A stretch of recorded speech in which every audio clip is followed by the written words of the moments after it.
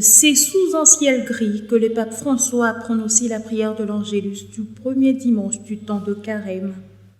Durant sa méditation commentant l'épisode de l'Évangile selon saint Matthieu, au cours duquel le diable tente Jésus dans les déserts, l'évêque de Rome a disserté sur le mode d'opération du malin diviseur et sur comment surmonter la tentation.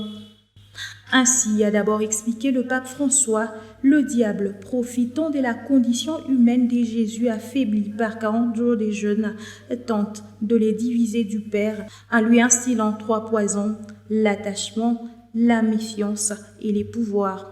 Il Vangelo di questa prima domenica del Quaresima ci presenta Gesù nel deserto tentato dal diavolo. L'évangile de ce premier dimanche du temps de Carême nous présente Jésus dans le désert tenté par le diable. Diable signifie diviseur. Vediamo allora da chi lo vuole dividere. Voyons donc de qui il veut diviser et de quelle manière Jésus. Da chi il diavolo vuole dividere Gesù? Dopo aver ricevuto il De qui le battesimo diable da veut-il Giovanni nel diviser Giordano, Jésus peu Gesù era stato chiamato dal Padre il avant figlio d'être mio tenté l'amato. en recevant le baptême de Jean dans le Jourdain?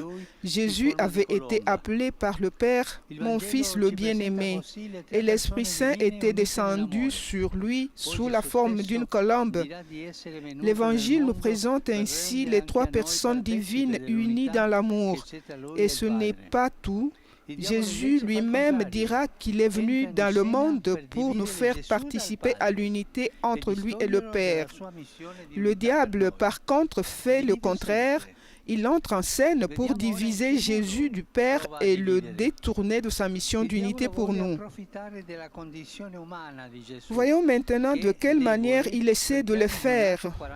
Le diable veut profiter de la condition humaine de Jésus qui est faible parce qu'il a jeûné pendant 40 jours et qu'il a faim.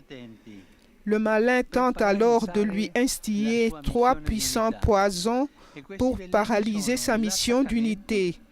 Ces poisons sont l'attachement, la méfiance et le pouvoir.